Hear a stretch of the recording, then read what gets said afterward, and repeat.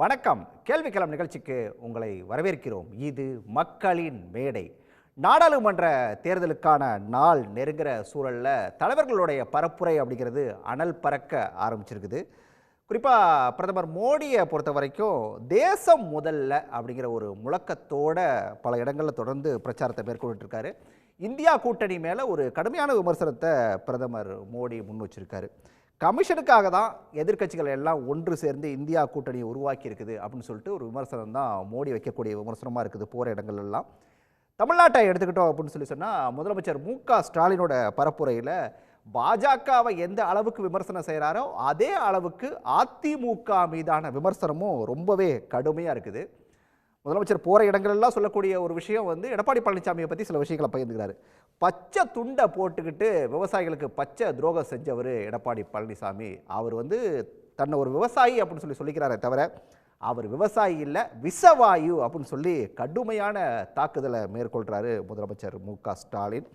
அதே நேரத்தில் இன்னும் சில விஷயங்களையும் கூட முதலமைச்சர் மு.க.ஸ்டாலின் சொல்கிறது அப்படிங்கிறது குறிப்பிடத்தக்க ஒரு விஷயமா பார்க்கப்படுது. அதாவது எதிரிகளையும் துரோகிகளையும் இந்த நேரத்தில் நாம் விரட்டி அடிக்க வேண்டும் அப்படிங்கிறது தான் முதலமைச்சரோட கோஷமாக இருக்குது. இன்னொரு பக்கம் பார்த்தா எடப்பாடி பழனிசாமி அவரும் திராவிட முன்னேற்ற கழகத்துக்கு கடுமையான பதிலடிகளை தொடர்ந்து கொடுத்துக்கிட்டே இருக்காரு. முதலமைச்சர் மு.க.ஸ்டாலின் நாங்கள் பாஜகவை பார்த்து பயப்படுறதா போராட்டங்கள்லாம் சொல்கிறாரு. நாங்கள் யாருக்கும் பயப்பட மாட்டோம், அதிமுக தொண்டன் கூட பாஜகவுக்கு பயப்பட மாட்டோம் அப்படின்னு சொல்லி அவரும் ஒரு பக்கம் பதிலடி கொடுக்குறாரு. குஜராத் மாடலை பொறுத்த வரைக்கும் தொடர்ந்து அந்த அந்த மாடல் அப்படிங்கிறது ஒரு ஃபெயிலியர் மாடல். அந்த மாடலுக்கு மலர் வளைய வைக்க போகிறார் முதலமைச்சர் மு.க.ஸ்டாலின் அப்படின்னு சொல்லிட்டு கமலஹாசன் பேசின பேச்சும் இந்த நேரத்தில் குறிப்பிடத்தக்க ஒரு விஷயமா பார்க்கப்படுது. தேர்தல் களத்தில் மோதல் அப்படிங்கிறது கடுமையாக போயிட்டுருக்குது. யாரோட பிரச்சாரம் ஈடுபட போகுது, யாருக்கு மக்கள் வாக்களிக்க போகிறாங்கன்னு சொல்லிட்டு பல்வேறு கேள்விகள் இந்த நேரத்தில் எழுந்து நிற்குது. இதெல்லாம் தொடர்பாக தான் இன்றைய கேள்விகளை பேசியிருக்கோம். விவாதத்தில் பங்கேற்க திராவிட முன்னேற்ற கழகத்திலிருந்து சூர்யா கிருஷ்ணமூர்த்தி, அரசியல் விமர்சகர் டாக்டர் சுமந்த் சி ராமன், அதிமுகவிலிருந்து ஜவஹர் அலி, அதே போல் அரசியல் விமர்சகர் பொன்ராஜ், அனைவருக்கும் வணக்கம். நான் சுமந்த் சார்கிட்ட நிகழ்ச்சியை தொடங்கலாம் அப்படின்னு நினைக்கிறேன். பிரதமரோட பேச்சை பார்த்துருப்பீங்க. அதாவது இந்தியா கூட்டணி அப்படிங்கிறதே கமிஷனுக்காக உருவாக்கப்பட்ட கூட்டணி அப்படின்னு சொல்லிட்டு முதலமைச்சரோட பேச்சு ஒரு பக்கம். இன்னொரு பக்கம் எடுத்துக்கிட்டோன்னா இங்கே முதலமைச்சர் மு.க.ஸ்டாலின் பேசுறது அப்படிங்கிறது ஒரு பக்கம் எந்த அளவுக்கு பாஜக மீதான விமர்சனத்தை கடுமையாக முன்வைக்கிறாரோ அதே நேரத்தில் அதிமுக மேலே குறிப்பாக எடப்பாடி பழனிசாமி மீதான விமர்சனம் அப்படிங்கிறது ரொம்பவே தீவிரமாக இருக்குது. இந்த ரெண்டு விஷயங்களை நீங்கள் எப்படி பார்க்குறீங்க? முதல்ல பிரதமர் இந்த எலக்ட்ரல் பாண்ட் விஷயத்துக்கு வெளிவந்த பிறகு தொடர்ந்து அவருடைய பிரச்சார கூட்டங்களில் ஊழலை பத்தி பேசிக் கொண்டிருக்கிறார். இது ஒரு ஒரு ப்ரொஜெக்ஷன், அதாவது தாங்கள் மீது குற்றச்சாட்டு இருக்கிறது, இப்போ மத்தவங்க மீது அந்த குற்றச்சாட்டை கொண்டு போய் டிஃப்ளெக்ட் பண்றதுக்காக ஒரு முயற்சியாகத்தான் நான் பாக்குறேன். எல்லாரும் நாங்கள் ஊழலை எதிர்த்து போராடி கொண்டிருக்கிறோங்கிறாரு. ஆனால் இந்த எலக்ட்ரல் பாண்டுங்கிறது ஒரு மிகப்பெரிய ஊழல் என்பது தெள்ளந்தெளிவாக தெரிகிறது. சோ இப்ப அதுக்காக தான் கமிஷன் அடிக்க பாக்குறாங்க. ஒரு ஒரு லாஜிக். ஏன்னா நான் இன்று ஒரு விரலை உங்களை பார்த்து ஊழல்வாதி என்று கூறும் போது 3 விரல் என்ன பாக்குது. சோ இது மக்களும் சிந்திப்பாங்க. சோ கொஞ்சம் இந்த கடந்த ஒரு 15 நாட்களாக ஏதோ ஒரு காரணத்திற்காக முன்னாடி இருந்த அந்த கான்பிடன்ஸ் பாஜகவிடம் இப்பொழுது தென்படவில்லை. ஒரு 20 நாளாக அந்த கான்பிடன்ஸ் இல்லை. ஒரு மாதத்திற்கு முன்பு பாத்தீங்கன்னா அவங்களுடைய இலக்கே 400. அவங்க அதான் பேசிட்டு இருக்காங்க. அப்கி பார் 400 பார், அதுதான் பேசிட்டு இருக்காங்க. ஆனால் இந்த கடந்த ஒரு 20 நாட்களாக அவர்களுடைய செயல்பாடுகளை தொடர்ந்து பார்க்கும் போது ஏதோ ஒரு தடுமாற்றம் வந்திருக்கிறது. இதற்கு காரணம் என்ன? அது நீங்க ஸ்பெகுலேட் பண்ணலாம், நான் ஸ்பெகுலேட் பண்ணலாம். பட் நிச்சயமாக பிரதமருடைய பேச்சுக்களில் ஒரு ஒரு கைண்ட் ஆஃப் டெஸ்பரேஷன் தெரிய ஆரம்பிச்சது. சோ நிச்சயமா அது ஒரு புறம் இருக்கட்டும். முதலமைச்சரை பொறுத்த வரைக்கும் இந்த தேர்தல் பிரச்சாரம் தொடங்கும் போது அதிமுகவிடம் இருந்து ஒண்ணுமே ஒரு கான்டெஸ்டே இருக்காது அப்படிங்கிற மாதிரி ஒரு சூழல் தான் இருந்தது. ஆனால் இந்த கடைசி ஒரு 15 நாட்களாக அதிமுக சில தொகுதிகளில் கடுமையாக போட்டியிடுகிறது. எல்லா தொகுதியிலும் நான் சொல்ல மாட்டேன், பட் பல தொகுதிகளில் திமுக கூட்டணி கட்சிகள், பர்டிகுலரா கூட்டணி கட்சிகள் எங்க போட்டியிடுகிறார்களோ அங்கெல்லாம் ஒரு கடுமையான போட்டி நிலவி கொண்டிருக்கிறது. அப்கோர்ஸ் திமுக கூட்டணிக்கு அப்ப கூட அவங்களுக்கு எட்ஜ் இருக்கு, ஏன்னா அலையன்ஸ் அரித்மெட்டிக்ல கொஞ்சம் எட்ஜ் அட்வான்டேஜ் இருக்கலாம். ஆனால் இது ஒரு 20 நாள் முன்னாடி என்னங்க இது எப்படியுமோ எல்லா சீட்டும் ஜெயிக்க போறாங்க, மேபி ஒரு சீட் 2 சீட்டு போகும் அப்படிங்கறதை தாண்டி ஒரு 6-7 இடங்களில் இப்போ ஒரு கடுமையான ஒரு போட்டி. சரி, அப்ப தமிழ்நாட்டு தேர்தல் களத்துல அதிமுக இந்த சூழல்ல ஒரு முக்கிய போட்டியாளரா மாறி நிக்கிறாங்களா? அப்போ அதிமுக மாறி இருக்கிறாங்க. இன்னைக்கு பெரும்பாலான இடங்களில் திமுக வர்சஸ் அதிமுக தான் கள நிலவரம். அதுல எந்த விதமான மாற்று கருத்து இல்லை. ஒரு 3-4 இடங்களில் ஒரு வேறு மாதிரி ஒரு சிச்சுவேஷன் இருக்கலாம். ஒரு 6-7 இடங்கள் வரைக்கும் கூட சொல்லலாம். வேற அதிமுகவுடைய கூட்டணி கட்சிகள் நிக்கிற இடம் எல்லாம் அங்க கூட அவங்க எந்த அளவுக்கு பெர்ஃபார்ம் பண்ணுவாங்கன்னு தெரியாது. ஆனால் அதிமுக வேட்பாளர்கள் நிற்கக்கூடிய இடங்களில் அதில் ஒரு 7-8 இடங்களில் இது ஒரு கான்டெஸ்ட் ஆகிவிட்டது, ஒரு போட்டி ஆகிவிட்டது. சோ அதனால முதலமைச்சருக்கு அதிமுகவை தாக்கி திரு எடப்பாடி அவர்களுக்கு எதிராக கடுமையான விமர்சனம் வைக்க வேண்டிய ஒரு கட்டாயம் ஏற்பட்டிருக்கிறது. சோ முன்னாடி எல்லாம் பாஜகவை பிரதானமாக முன்னிறுத்தி பேசிக் கொண்டிருப்பார், இப்பொழுது அதிமுகவையும் சேர்த்து பேச வேண்டிய ஒரு நிர்பந்தம். சுமன் சார், ஒரே ஒரு கேள்வி இதுக்கு சின்னதா பதிலா சொல்லுங்க, நான் அடுத்த விருந்தினர்கிட்ட போயிட்டு அப்புறம் வந்துடுறேன் உங்ககிட்ட. அதாவது நீங்க சொல்ற இந்த தேர்தல் களம் அப்படிங்கிறது தமிழ்நாட்டில் இந்த ஒரு 10 நாளைக்கு 15 நாளைக்கு முன்னாடி திமுக வெர்சஸ் பாஜக இருந்துச்சு, இப்போ திமுக வெர்சஸ் அதிமுக மாறிடுச்சு அப்படின்னு சொல்ல வரீங்களா?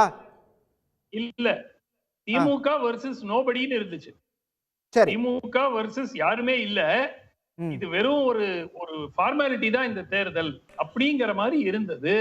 இப்பொழுது கூட திமுக கூட்டணி பெரும்பாலான இடங்களில் முன்னிலையில் இருக்கிறதா தான் நான் பாக்குறேன், அதுல மாற்று கருத்து இல்லை. ஆனால் இது வெறும் ஃபார்மாலிட்டி, 39 இவங்களை தான் ஜெயிக்க போறாங்க அப்படிங்கிற மாதிரி இருந்த கள நிலவரம் நிச்சயமாக மாறி இருக்கிறது. குறைந்தது ஒரு 6-7 இடங்களில் ஒரு போட்டி நிலவுது. ரைட், நான் ஒரு ரவுண்ட் போயிட்டு வந்துடுறேன், நான் திரும்ப உங்ககிட்ட தான் வரேன். நான் சூர்யா, இந்த விஷயங்களை எப்படி பார்க்குறீங்க? சுமன் சொன்னது, அதாவது தமிழ்நாட்டு தேர்தல் களம் இந்த தேதியெல்லாம் அறிவிக்கிறதுக்கு முன்னாடி கண்ணுக்கு எட்டின தூரம் வரைக்கும் திராவிட முன்னேற்ற கழக கூட்டணிக்கு எதிரிகளே இல்லாத ஒரு சூழலில் இருந்துச்சு. ஆனால் இன்னைக்கு களம் அப்படி இல்லை. இங்கே திமுக வெர்ஸ் அதிமுகன்னு மாறி இருக்குது. இங்கே பல தொகுதிகளில் திராவிட முன்னேற்ற கழகத்துக்கு அதிமுக கடுமையான போட்டியாக மாறி நிற்குது. அதனால தான் முதலமைச்சர் போகிற இடங்கள்லாம் எடப்பாடி பழனிசாமியை கடுமையாக விமர்சிக்கிறாரு அப்படிங்கிற ஒரு பார்வையை முன்வைக்கிறாரு. இது என்ன கருத்து? உங்கள் கருத்து என்ன இதுக்கு? 2 விஷயம் சார். ஒன்று, தமிழ்நாட்டினுடைய அரசியல் களம் இன்னைக்கு இல்லை, என்றைக்குமே அது திமுக வெர்சஸ் அதிமுக தான். பாஜக ஒரு போட்டியாக காட்டப்பட்டது ஊடகங்களினுடைய பிம்பம். தேர்தல் ஆரம்பிச்சிருச்சு, பிரச்சாரம் தொடங்கிடுச்சு அப்படின்னாலே இந்த ஊடக பிம்பம் அப்படிங்கிறதுக்கெல்லாம் வேலை இல்லாமல் போயிடும். கள யதார்த்தம், களத்தில் போட்டி அப்படிங்கிறது திமுகவும் அதிமுகவுக்கும் இடையில தாங்கிறது எல்லாருக்குமே தெரியும். இதில் என்னன்னா, இந்த போட்டி இப்போ எங்கே இருக்குது அப்படின்னா, முதன்மை இடத்தில் திராவிட முன்னேற்ற கழகம் இருக்கிறது. அதுக்கு தொடர்ந்து வரக்கூடிய 2வது இடத்துல அண்ணா திராவிட முன்னேற்ற கழகம் வருமா வராதா அப்படிங்கிற இடத்துல தான் அவங்க மீண்டும் மீண்டும் காம்படிட் பண்ணிகிட்டே இருக்கிறாங்க. எங்களை பொறுத்த வரைக்கும் எங்கள் மீதான விமர்சனங்களை யார் வைத்தாலும் அவர்களுக்கு நாங்கள் பதில் சொல்கிறோம். மோடியை எதிர்க்கிறீங்களே அப்படின்னு சொன்னால், இது நாடாளுமன்ற தேர்தல், நாடாளுமன்ற தேர்தலில் மோடி வரக்கூடாது அப்படிங்கிற ஒற்றை அஜெண்டாவோட தான் வேலை பார்த்துட்ருக்கோம். அப்போ மோடி வர வேண்டும்னு நேரடியாக சொல்லக்கூடியவர்களும் மோடி வர வேண்டும் என்பதை மறைமுகமாக சொல்லக்கூடியவர்களையும் நாங்கள் ஒட்டுமொத்தமாக நிராகரிக்கணும் அப்படிங்கிற கோரிக்கையை மக்கள்கிட்ட வச்சிட்டு இருக்கோம். இதுதான் இந்த தேர்தலில் எங்கள் ஸ்டாண்ட். இன்னொன்று, பிரதமருடைய பேச்சு குறித்து நீங்கள் சொன்னீங்க. அதாவது கமிஷன், இதுதான் கமிஷனுக்காக உருவாக்கப்பட்ட கூட்டணி அப்படிங்கிறார். கமிஷன் குறித்து, ஊழல் குறித்து, கருப்பு பணம் குறித்து எல்லாம் மோடி பேசுவதற்கான தார்மீகத்தை அவர் எப்போதோ இழந்து விட்டார். சில இன்சிடென்ட்டை சொல்லலாம். கர்நாடகாவினுடைய சட்டப்பேரவை தேர்தலில் காங்கிரஸ் மிகப்பெரிய வெற்றியை பெற்று பாஜக வீட்டுக்கு அனுப்பப்படுவதற்கு அடிப்படை காரணமே ஒவ்வொரு கான்ட்ராக்ட்லையும் ஒவ்வொரு டெண்டர்லையும் 40% கமிஷன் வாங்கினாங்க அப்படின்னு சொல்லி அங்கே இருக்கக்கூடிய கான்ட்ராக்டர் அசோசியேஷன் கலப்பின புயல் தான் பாஜகவை வீட்டுக்கு அனுப்பியது. ரொம்பலாம் வேண்டாம் சார். உத்தரகாண்டில் ஐஏஎஸ் ஆஃபீஸர் அசோசியேஷன் ஒரு கடிதம் எழுதுறாங்க. ஒரு பாஜக எம்எல்ஏ, சால்ட்டுங்கிற தொகுதியினுடைய எம்எல்ஏ எங்களை மிரட்டுறாரு, கான்ட்ராக்ட் எங்களுக்கு தான் கொடுக்கணும்னு மிரட்டுறாருன்னு சொல்லி ஐஏஎஸ் ஆஃபீஸர் அசோசியேஷனே கடிதம் எழுதக்கூடிய ஒரு அவல நிலைக்கு இந்த நாட்டில் பாஜக இந்த நாட்டினுடைய நிர்வாகத்தை தள்ளி இருக்கிறது. அவ்வளவு எதுக்கு? மோர்ஃபி பாலத்துக்கு போங்க. அதில் அமைக்கப்பட்ட 100க்கும் மேற்பட்டோர் இறந்து போன அந்த பாலத்தில் அந்த ரினோவேஷன் ப்ராஜெக்ட் எடுத்த கம்பெனி வந்து ஒரு விஷயம் சொல்றாங்க. அந்த எஸ்ஐடி ஸ்பெஷல் இன்வெஸ்டிகேஷன் டீம் அவங்க சொல்றாங்க, இந்த நிறுவனம் வந்து தகுதியற்ற நிறுவனம் இந்த கான்ட்ராக்டரே அந்த டெண்டரே எடுக்கிறதுக்கு. அப்ப எதனால நீங்க அதை கொடுத்தீங்க? என்ன பெனிஃபிட்னால அந்த நிறுவனத்துக்கு அதை கொடுத்தீங்க? கமிஷன் வாங்காம கொடுத்தீங்களா என்கிற கேள்வி எழுதுல. நீங்க அந்த கமிஷன் ஊழல்லாம் கூட அப்புறம் வச்சுக்கலாம் சார். அவர் என்ன சொல்றாரு, அந்த குற்றம் சாட்டப்பட்ட நிறுவனத்தினுடைய ஓனர் வந்து நீதிமன்றத்தில் போய் இவ்வளவு பேர் இறந்து போனதுங்கிறது ஆக்ட் ஆஃப் காடு, கடவுளின் செயல்கிறார். இவ்வளவு பேர் செத்து போனது கடவுளின் செயல்னு சொன்னா அது உங்க இந்து மத உணர்வுகளை புண்படுத்தலையா? உன்ன இந்துக்களை கொச்சப்படுத்திட்டான்னு சொன்னீங்கல்ல, அந்த நிறுவனத்துக்கு மேல ஏதாவது ஒரு கண்டன அறிக்கையோ ஏதாவது ஒரு விஷயத்தையோ நீங்க பாஜக எழுப்பியிருக்கிறீங்களா? இந்த மாதிரி சின்ன சின்ன விஷயங்கள்ல தொடங்கி துவாரகா எக்ஸ்பிரஸ் வேலை 1 கிலோமீட்டர் சாலை போடுறதுக்கு 250 கோடி, இறந்து போனவனுக்கு சிகிச்சை கொடுத்தேன்னு சொல்லி ஊழல், டோல்கேட் ஊழல்னு 7.5 லட்சம் கோடி ஊழலை சிஏஜி அம்பலப்படுத்துது. அடுத்த 1 மாசத்துல நீங்க அந்த ஆடிட்டிங் ஆபீசர் எல்லாம் தூக்கி வெவ்வேறு பகுதிகளுக்கு அடிக்கிறீங்க. அடுத்தது நீங்க 2G ஊர் முழுக்க தூக்கிட்டு போனீங்கல்ல, 5Gல என்ன நடந்துச்சு? 5 லட்சம் கோடி உங்களுக்கு வரும்னு ப்ரொஜெக்ட் பண்ணீங்க. 1.5 லட்சம் கோடி தான் வந்துச்சு. 3.5 லட்சம் கோடி எங்க போனுச்சு? இப்படி வியாபத்துல ஆரம்பிச்சு வழிப்பறியை சட்டமாக்குன, சட்டபூர்வமா மாத்தின எலக்ட்ரல் பாண்ட் வரைக்கும் தொடர்ந்து ஊழல். எல்லாத்த விட ஃபைனலா ஒன்று சொல்றேன், கருப்பு பணத்தை ஒழிக்க போறோம், கருப்பு பணத்தை ஒழிக்க போறோம் அப்படின்ட்டு தான் இவங்க வந்தாங்க. ஸ்விஸ் பேங்க்ல கருப்பு பணத்தினுடைய, அதாவது தமிழர் இந்தியர்களுடைய இன்வெஸ்ட்மெண்ட் வந்து கடந்த யூபிஏ அரசை விட பாஜக ஆட்சியில் அதிகமாகி இருக்கிறது அப்படின்னு பாராளுமன்றத்தில் அம்மையார் நிர்மலா சீதாராமன் ஒத்துக்கிறாங்க. இது குறித்து கேள்வி எழுப்பும்போது இந்த மாதிரி அதிகமாக இருக்குங்க இன்வெஸ்ட்மெண்ட் அப்படின்னு கேட்கும்பொழுது அது எல்லாவற்றையும் நீங்கள் கருப்பு பணம்னு பார்க்கக்கூடாது, அதெல்லாம் இன்வெஸ்ட்மெண்ட். அப்போ காங்கிரஸ் காலத்தில் சுவிஸ்ல கொண்டு போய் ஒருத்தன் பணம் போட்டான்னா அது கருப்பு பணம், உங்க காலத்தில் சுவிஸ் பேங்க்ல கொண்டு போய் ஒருத்தன் பணம் போட்டான்னா அது இன்வெஸ்ட்மெண்ட் அப்படின்னு மாற்றி தான் கருப்பு பணத்தை நீங்கள் ஒழிச்ச லட்சணமா? அவ்வளவு ஏன் சார்? கருப்பு பணத்தை ஒழிக்கிறதுக்காக தான் ஆட்சிக்கு வந்தோம்னு சொன்னீங்கல்ல, 5 லிஸ்ட் சுவிஸ் பேங்க் இது வரைக்கும் உங்களுக்கு கொடுத்துருக்காங்க. இது இன்னாரெல்லாம் எங்கள்கிட்ட அக்கௌண்ட் வச்சிருக்கான், இன்னாரெல்லாம் எங்கள்கிட்ட இன்வெஸ்ட் பண்ணியிருக்கான் அப்படின்னு 5 பட்டியலை கொடுத்துருக்காங்க. அந்த பட்டியலிலிருந்து ஒரே ஒரு பெயரையாவது இந்த 10 ஆண்டுகளை நீங்க வெளியிட்டிருக்கீங்களா? கருப்பு பணத்தை ஒழிக்க வந்தவங்க அந்த பட்டியலை வெளியிட வேண்டியதானே, அவ்வளவு யோக்கியமா இருந்தா? அப்ப இதெல்லாம் தான் நீங்க ஊழலை ஒழிச்ச லட்சணம். உண்மையிலேயே உங்க ஊழலை ஒழிச்சது எப்படின்னா, சிபிஐ, இடி, ஐடி மாதிரியான நிறுவனங்கள் 25 பேர் மேல ஆக்ஷன் எடுத்ததுல 23 பேரை உங்க கட்சியில சேர்த்துக்கிட்டு அவங்களுக்கு ரிலாக்ஸேஷன் கொடுத்தீங்க. அந்த ரிலாக்ஸேஷன் கொடுத்து வழக்கை நிறுத்தி வச்சு அவங்களை வெளியில அனுப்புனது மட்டும்தான் உங்களுடைய ஊழல் ஒழிப்பு சாதனை. ஊழல் ஒழிப்புன்னு நீங்க பேசுறதுக்கான தார்மீகத்தை இழந்துட்டீங்க. தமிழ்நாட்டுக்குள்ள கொஞ்சம் வாங்கலை. அதாவது வந்து எடப்பாடி தான் சொல்லிட்டாரு, எங்களுக்கும் பாஜகவுக்கும் எந்த சம்மந்தமும் இல்லை, நாங்கள் அவங்கள பார்த்து பயப்பட வேண்டிய அவசியமும் இல்லை அப்படின்னு சொல்லிட்டாரு. ஆனால் இன்னமும் ஏன் முதலமைச்சர் போகிற இடங்கள்லாம் அது கள்ள கூட்டணிங்கிறது திரும்ப திரும்ப ஏன் அழுத்தம் திருத்தமாக சொல்லிக்கிட்டே இருக்காரு? 3 சந்தேகம் சார். ஒன்று, இவங்க கூட்டணியை விட்டு வெளியில வந்த போது இந்த காரணத்திற்காக நாங்கள் கூட்டணி விட்டு வெளில வந்தோம் அப்படிங்கிறத அவங்க சொல்லலை. இந்த நிமிஷம் வரைக்கும் அவங்க வந்து இன்னென்ன காரணத்துக்காகலாம் நாங்க வந்து கூட்டணி விட்டு வெளில வந்தோம் அப்படிங்கிறது சொல்லலை. ஓகே. அடுத்தது, ஜெயக்குமார் அவர்கள் பிப்ரவரி மாசத்துல ஒரு பேட்டி கொடுக்கிறார்.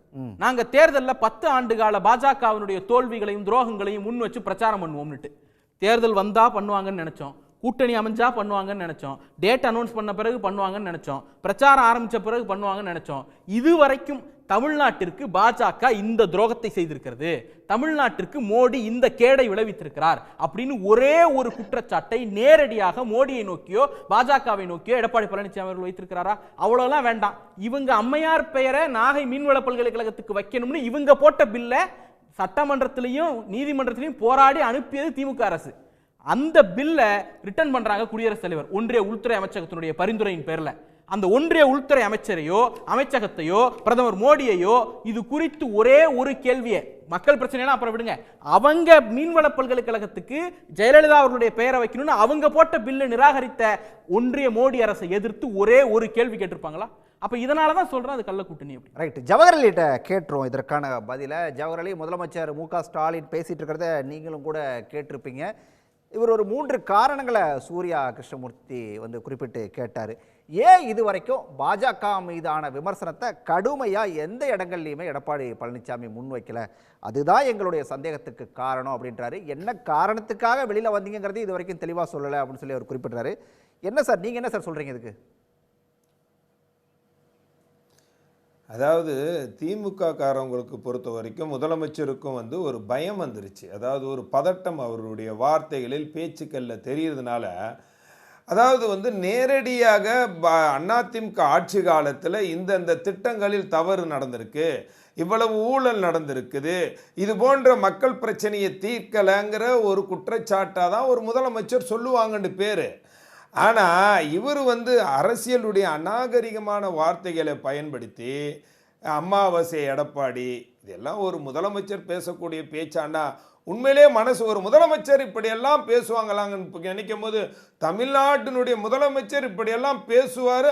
அப்படிப்பட்ட தமிழ்நாட்டு முதலமைச்சர் இந்த தமிழ்நாடு பெற்றிருக்குங்கிறது உண்மையிலே ஒரு வேதனையான விஷயம். ஒன்று. ரெண்டாவது, நீங்கள் கூட சொன்னீங்க சார் தமிழ்நாட்டுக்கு வாங்க சார் தமிழ்நாட்டுக்கு வாங்கன்ட்டு சூர்யா கிருஷ்ணமூர்த்தி கிட்ட சொன்னீங்க. ஏன்னா இவர்களுடைய குற்றச்சாட்டுக்கள் எல்லாமே பிஜேபியை நோக்கி தான் குற்றச்சாட்டுகள் இருக்குது தவிர தமிழ்நாட்டில் முன்றைய ஆட்சி காலத்தில் இந்த தவறுகள் நடந்திருக்குன்னு எந்த குற்றச்சாட்டும் சொல்ல. இப்போ பிஜேபியை நோக்கி குற்றம். ஏன்னா அவங்க மத்தியிலே ஆளக்கூடிய பாரதிய ஜனதா கட்சியை எதிர்க்கணும். களத்தை பிஜேபி திமுக என்று மாற்றினா அவங்களுக்கு வெற்றி பெறுவதற்கு வசதியாக இருக்குங்கிறது உங்களுடைய நோக்கம். ஆனால் என்னடா இப்போ ஒன்றுன்னா ஸ்டாலின் என்ன நினைச்சாருன்னா இப்போ களம் வந்து நீங்க சொன்ன மாதிரி ரொம்ப ஈஸியா வந்து நாடாளுமன்ற தேர்தல் வெற்றி பெறலாம் தெளிவா இருக்காங்க சார். இங்க வந்து யாரு வந்து வரணுங்கிறத விட யாரு வரக்கூடாது அன்பு அப்படிங்கிற விஷயத்துல இந்தியா கூட்டணி தெளிவா இருக்கு. முதலமைச்சர் அதே விஷயத்தை தான் சொல்லிட்டு இருக்காரு. இல்லை அதே மாதிரி தான் நாங்களும் தெளிவா இருக்கிறோம். யார் வரக்கூடாது, மத்தியிலே பிஜேபியும் வரக்கூடாது. தமிழ்நாட்டில் வந்து 39 எம்பிக்களில் திமுக கூட்டணி கட்சி ஒரு தொகுதி கூட வெற்றி பெறக்கூடாது. நாங்கள் தெளிவாக இருக்கிறோம். பிஜேபியும் தமிழ்நாட்டில் ஜெயிக்கக்கூடாது, திமுகவும் ஜெயிக்கக்கூடாது என்ற நிலைப்பாட்டில் நாங்களும் தெளிவாக. ஆனா பிரதமரா மோடி வரலாம், அதுதான் அதிமுகவுடைய எண்ணமா?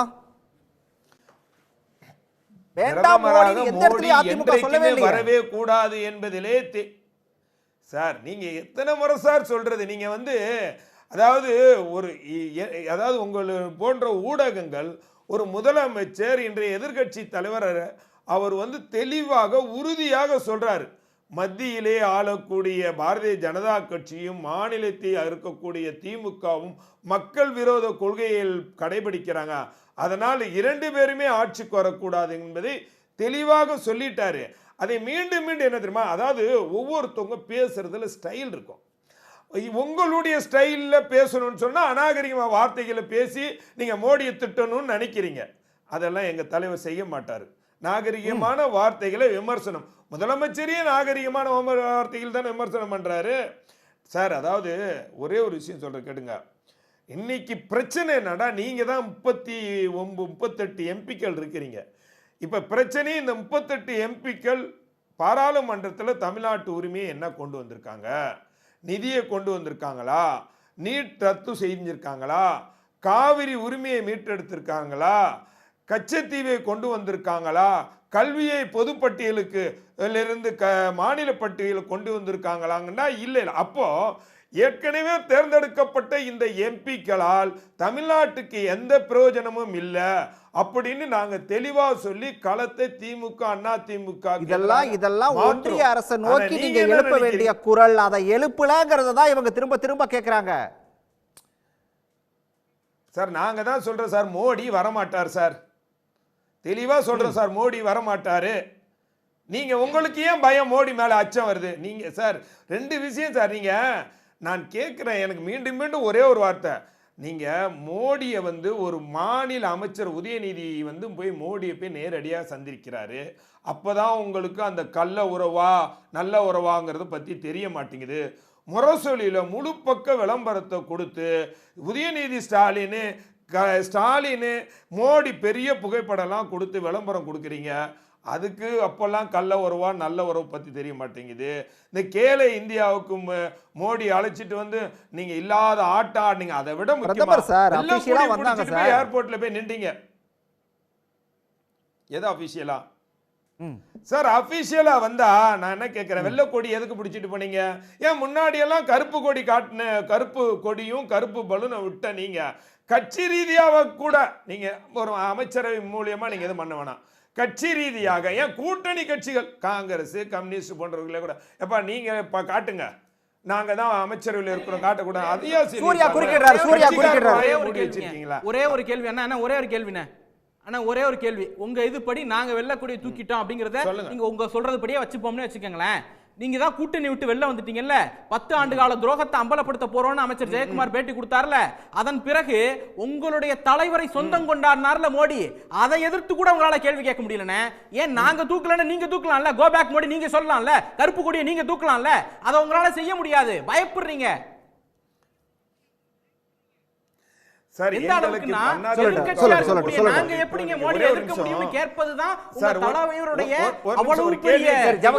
சொல்லட்டும் ஜவஹர் அலி சொல்லட்டும். ஒரு கேள்வியை கேட்டீங்க, பதில் சொல்ல அனுமதிங்க. உண்மையிலேயே பாரதிய ஜனதா கட்சி மீது ஒரு பயம் இருந்துச்சுன்னு வைங்களேன், கூட்டணியை விட்டே வந்திருக்க மாட்டாங்க. உங்களுக்கு தெரியுமோ தெரியாது தெரியல, பாரதிய ஜனதா கட்சி கூட்டணியிலிருந்து வந்ததற்கு பிறகு நீங்க கூட்டணியில் சேர்ந்தே ஆகணுங்கிற எவ்வளவு பெரிய அழுத்தங்கள் இருந்ததுன்னு எனக்கு தெரியும், மிரட்டல்கள் இருந்தது என்பது எனக்கு தெரியும். அது என்ன கதை மட்டும் கேட்டு என்னது புது கதையா இருக்கு, எவ்வளவு அச்சுறுத்தல்கள் இருந்ததுன்னு எனக்கு தெரியும். சார், பிஜேபி கூட்டணியில் சேர வேண்டும் என்று பல்வேறு, அதாவது ஒரே இடத்துக்கு வந்து பல்வேறு ஏவுகணைகள் வந்து தாக்குச்சு. ஆனால் எதற்குமே அஞ்சாமல் நீங்க ஒரு கூட்டத்தில் கூட பேசினார், இனி எந்த காலத்திலும் பாரதிய ஜனதா கட்சியோட கூட்டணி இல்லைன்ட்டு போல்டா சொன்னதுக்கு அப்புறம் நீங்க வந்து ஏன் மோடி எதிர்க்கல, ஏன் சார் நீங்க வந்து கூடா நட்புங்கிறீங்க, அப்புறமா கூடிக்கிட்டீங்க, என்னமோ சொல்லியிருந்தீங்க. பின்னாடி பிஜேபி கூட்டணியிலிருந்து விலகும் போது ஒரு கதை சொன்னீங்க, காங்கிரஸ் கூட்டணியிலிருந்து இருக்கும்போது ஒரு கதை சொன்னீங்க. ஆனால் எங்களை பொறுத்த வரைக்கும் எங்களுடைய பொதுச்செயலர் என்ன சொல்ல தெரியுமா, நாம இதுவரைக்கும் கூட்டணியில் இருந்துட்டோம், அந்த மத்திய அரசாங்கம் செய்த தவறு நல்லதுக்களுக்கெல்லாம் நாமளும் ஒரு பொறுப்பா இருந்திருக்கனால நாம இப்ப நேரடியாக விமர்சனம் செய்வதை தவிர்ப்போம். அதே சமயம் அது தவறு என்பதை உணர்ந்துட்டோம். சிஏஏ போன்ற சட்டங்கள் மக்களுக்கு எதிரான, குறிப்பாக இஸ்லாமியர்கள் அதை எதிர்க்கிறாங்க, நேர்மையாக துணிவோடு இன்றைக்கு எதிர்க்கிறோம்னு சொல்றாரு. அதை பாராட்டுறதை விட்டுட்டு சார் ஒரே ஒரு விஷயம் சார், களத்தை எப்படியாவது பிஜேபிக்கு சைடுல அப்படியே கொண்டு போகணும்னு திமுக விரும்புறாங்க, இதுதான் உண்மை. ஆனா அதிமுக திருவேங்கட சார் ஒரே ஒரு செகண்ட், புலி வந்து பதுங்கி இருக்கு, அது வந்து இப்ப பாய ஆரம்பிச்சோன்னே ஸ்டாலின் நினைச்சது ஒண்ணு, என்னடா தேர்தல் காலத்துல இப்படி அதிமுக பொதுச் செயலாளர் எடப்பாடியாருக்கு இவ்வளவு ஒரு பெரிய மிகப்பெரிய கூட்டம் வரும், இவ்வளவு ஒரு மாஸ் வரும், எங்கடா நம்ம தேர்தல் காலத்துல நாம மிகப்பெரிய தோல்வி அடைஞ்சிருவோம்ங்கிறதுனால தான் விரக்தியினுடைய விளிம்பில் அவருடைய வார்த்தைகள், தடித்த வார்த்தைகளை பயன்படுத்துறாரு. நாங்கள் 2-3 குற்றச்சாட்டு தான் சார் செய்யறோம், கேட்கிறோம், அது முடிச்சு பதில் சொல்லுங்க. 3 குற்றச்சாட்டுக்கு கேட்கிறோம். முதல்ல, நீங்கள் கொடுத்த வாக்குறுதிகள், நீட்டாக இருக்கட்டும், கல்வி கடனாக இருக்கட்டும், பழைய ஓய்வூதிய திட்டமாக இருக்கட்டும், இதுக்கெல்லாம் நீங்க என்ன பதில் சொல்லுங்கன்னு கேட்கிறாரு. ரெண்டாவது, மார்டினிடம் 609 கோடி ரூபாய் பெற்றீங்களே, ஒரு சூதாட்ட அதிபரிடம் ஏன் வாங்கினீங்கன்னு கேட்கிறோம். மூணாவது, போதைப் பொருள் விற்பனை ஜாபர் சாதிக்கு உங்கள்கிட்ட ஒரு அரசுக்கு நிதியை கொடுக்கிறாருன்னா அவருடைய பின்புலம் தெரியாம நீங்கள் எப்படி நிதி வாங்குனீங்கன்னு கேட்கிறோம். அதை விட முக்கியமா, இந்த 3 வருஷத்துல நீங்கள் ஏன் 3.5 லட்சம் கோடி கடனை வாங்கியிருக்கோம், இந்த கேள்விகளுக்கு அவர்களால் பதில் சொல்லவே முடியல. வேற வேற வார்த்தைகளை பயன்படுத்துறாங்க.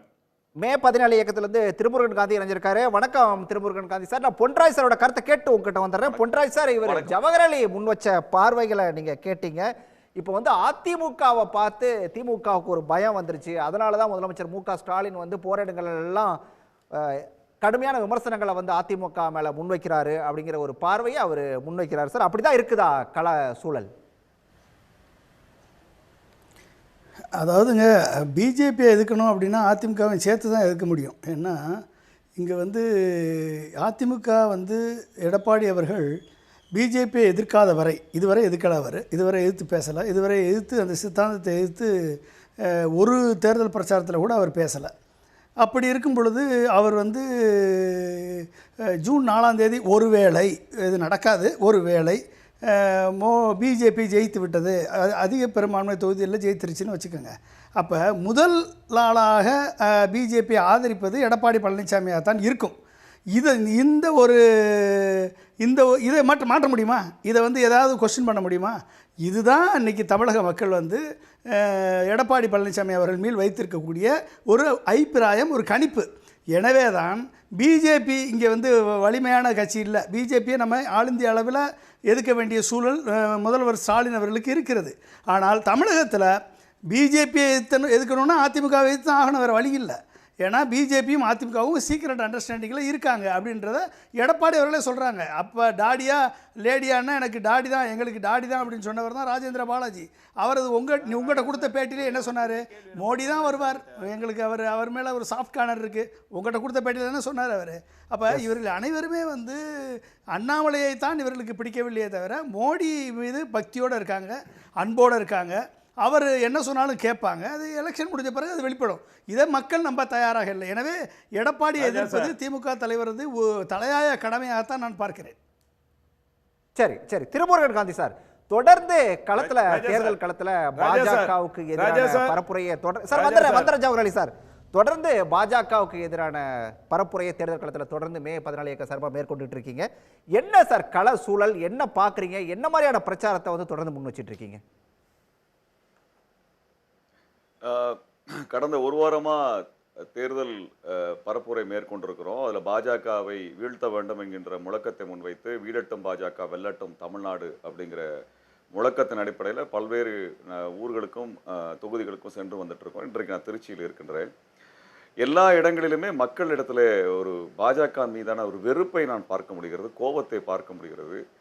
மக்களே வந்து நம்ம பேசி முடிச்ச உடனே வந்து நம்மளை ஆற தழுவிக்கிறாங்க. அவங்க வந்து நம்மளை விட கோபமாவே மோடியை வந்து என்ன விஷயத்துக்கு சார், இன்னும் கொஞ்சம் பர்டிகுலரா சொல்லலாம், என்ன விஷயத்துக்கு பாஜக மேல மக்கள் கோபமா இருக்காங்க?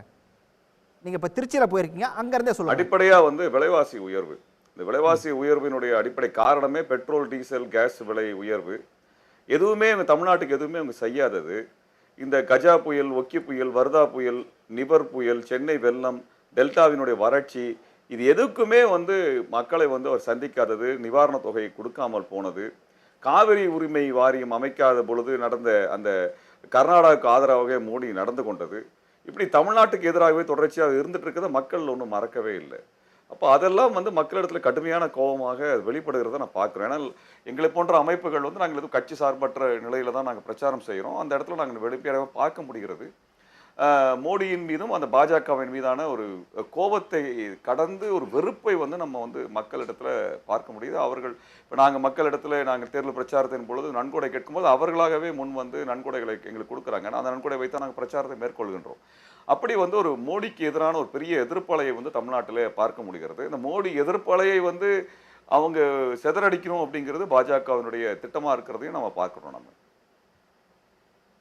சரி, அதே நேரத்தில் வந்து தேர்தல் களம் இங்க தமிழ்நாட்டு தேர்தல் களத்தை பொறுத்த வரைக்கும் இங்க திமுக வெர்ஸ் அதிமுக தான் இருக்குதா?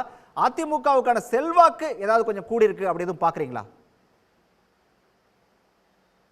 தமிழ்நாடு பொறுத்த வரைக்கும் தமிழ்நாடு மாநில கட்சிகள் தான் இங்கே வந்து தேர்தலை முடிவு செய்யக்கூடிய ஆற்றலாகவே இருக்கிறது. அது திமுக, அதிமுக என்ற இரண்டு பெரு அணிகளாகத்தான் இருக்கிறது. அதில் பாஜக ஒரு அணியாகவே என்றைக்குமே இல்லை.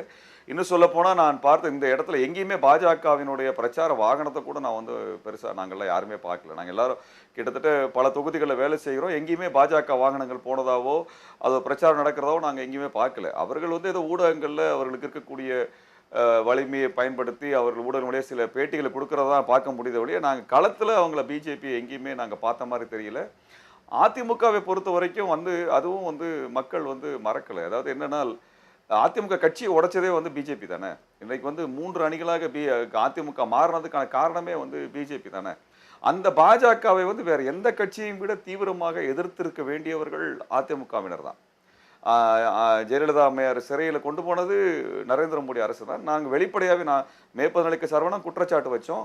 ஜெயலலிதா அம்மையாருக்கு சிறையில் என்ன நடந்ததுன்னே தெரியாதுன்னு சொன்னேன். ஏன்னா சிறையில் என்னை அடைத்த போது எடப்பாடியார் அவர்களுடைய ஆட்சியிலே என்னை வேலூர் சிறையில் அடைத்த பொழுது என்னுடைய உணவிலே வந்து கலக்கப்பட்ட பொருள் என்னவென்று தெரியாமல் இன்றைய வரைக்கும் நான் மருத்துவமனை சிகிச்சையில் இருந்து வரக்கூடிய நிலையை நான் பார்க்குறேன்.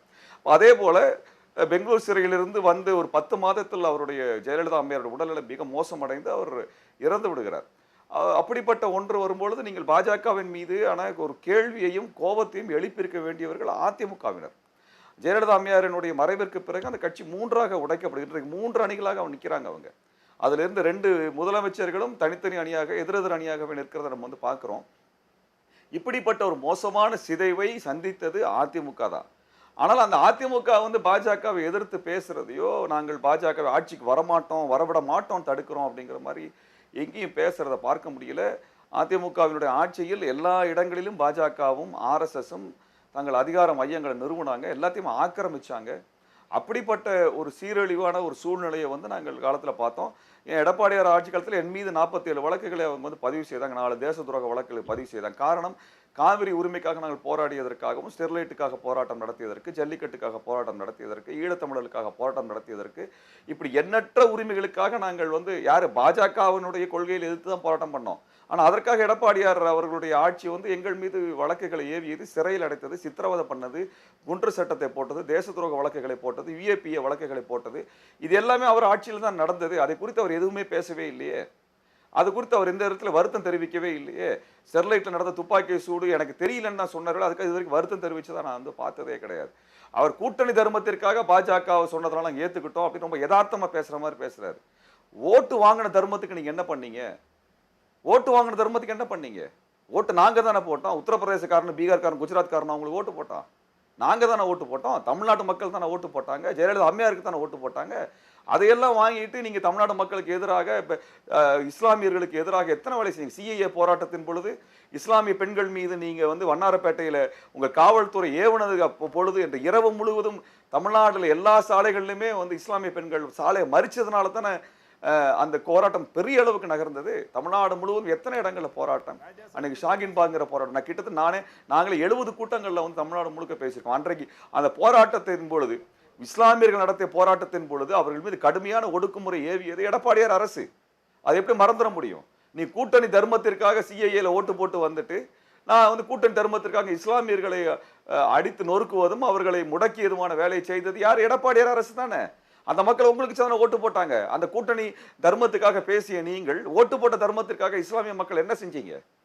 அப்ப இதையெல்லாம் வந்து கேள்வி கேட்க வேண்டியது இருக்கிறது. 8 வழிச்சாலைக்காக நீங்க வன்னியர் சமூக மக்களையும் அந்த ஏழை எளிய மக்களையும் என்ன பண்ணீங்க? என்ன பாடாப்படுத்துனீங்க? அதெல்லாம் மறந்து போச்சா? அது நாங்கள்லாம் அதெல்லாம் மறக்கவே இல்லை. அதற்கு எந்தவித வருத்தத்தையோ மன்னிப்பையோ நீங்க எங்கேயுமே கேட்கல. அந்த சமூக இயக்கங்களோட எங்கேயுமே தொடர்பே நீங்க வச்சுக்கல. கல்வியை சிதைச்சிங்க, சுற்றுப்புற சூழலை சிதைக்கிறதுக்கான ஒப்பந்தங்களை போட்டீங்க, வளர்ச்சி திட்டங்கிற பேர்ல விவசாய நிலங்களை பிடுங்கினீங்க. மீனவர் வள மசோதான்னு ஒரு மசோதாவை வந்து மோடி அரசு கொண்டு வந்தது. இந்த மீனவர் வள மசோதாக்கு நீங்க என்ன பேசுனீங்க? மீனவர்கள் வந்து இந்த எல்லைக்கு மேல மீன் பிடிக்க போகக்கூடாது, அவர்களுக்கான மானியத்தை ரத்து செய்ய வேண்டும், அவர்கள் இந்த போட்டை படங்கினா இதுக்கு இவ்வளவு வரி இருக்குது, இந்த போட்டினுடைய அளவை பொறுத்து வரி இருக்கிறது, மீன் எவ்வளவு பிடிச்சிட்டு வர்றாங்களோ அதனுடைய எடைக்கேற்ப வரி இருக்கிறது, அதை தாண்டி மீன் பிடித்தால் அதற்கு தண்டனை இருக்குது, தண்டம் கட்ட வேண்டும் எல்லாம் மோடி அரசு சட்டம் கொண்டு வந்திருக்கிற பொழுது எடப்பாடியார் ஏன் எதிர்த்து பேசல? இது ஏன் எதிர்த்து பேசல? அதே போல விவசாய சட்டங்கள், 3 சட்டங்கள் மிக மோசமான விவசாயத்தை நசுக்கக்கூடிய சட்டங்களை மோடி அரசு கொண்டு வந்து விவசாயிகள் டெல்லியை முற்றுகையிட்டு நடத்திய பொழுது தமிழ்நாட்டில் நாங்கள் விவசாயிகளோடு சேர்ந்து போராட்டம் நடத்தினோம். எங்க அனுமதி கொடுத்து இங்க போராட்டம் நடத்துறதுக்கு? அந்த விவசாய சட்டத்திற்கு அதற்கான ஆதரவை கொடுத்தது மட்டுமல்ல, மோடி அரசு அதை பார்லிமெண்ட்ல பாஸ் பண்றதுக்கு முன்னாடி கொரோனா காலத்தில், கொரோனா தடை இருந்த காலத்தில் 2020 மார்ச் 18ஆம் தேதி கொரோனா தடை கொண்டு வந்தீங்க. கொரோனா தடை இருந்த பொழுது ஜூன் மாதம் 2ஆம் தேதி நீங்க அந்த விவசாய சட்டத்தை ரகசியமா பாஸ் பண்ணீங்களா இல்லையா? விவசாயிகளுக்கு எதிரான சட்டத்தை பாஸ் பண்ணீங்கல்ல? எதுக்கு? பிஜேபி பாஸ் பண்றதுக்கு முன்னாடியே நீங்க ஊரடங்கு உத்தரவு இருந்த பொழுதே பண்ணீங்க. அந்த ஊரடங்கு உத்தரவுல எவ்வளவு மோசமா நடந்துச்சு உங்க காவல்துறை? அதெல்லாம் நாங்க மறந்துட முடியுமா? அந்த ஊரடங்கு காலத்துல எவ்வளவு வேலைகள் நடந்தது? மறந்துடலாம் முடியாது. எடப்பாடியார் அவர்கள் வந்து இதற்கெல்லாம் பதில் சொல்ல வேண்டிய கட்டாயத்தில் இருக்கக்கூடியவர்கள். அதிமுக அவர்கள் பாஜக கூட்டணியை தான் முறிச்சாங்க. எதுக்கு? தமிழ்நாடு பாஜக கூட்டணி தான் முறிச்சாங்களே, டெல்லியோடு பாஜக கூட்டணி நீங்க முறிச்சதா நீங்க அறிவிக்கவே இல்லையே. அமித்ஷாவிற்கு எதிராகவோ அல்லது மோடிக்கு எதிராகவோ அவர்கள் திட்டங்களுக்கு எதிராகவோ நீங்க எந்த விதமான நிலைப்பாடையுமே இந்த 3 வருடத்துல எடுக்கல. நீங்க ஆட்சி இழந்த 3 வருடத்துல எங்காவது எடுத்தீங்களா? கண்டிச்சீங்களா? பேசுனீங்களா? இன்னைக்கு கெஜ்ரிவாலை கைது செய்திருக்கிறார்கள். ஏன் பேச வேண்டியதானே?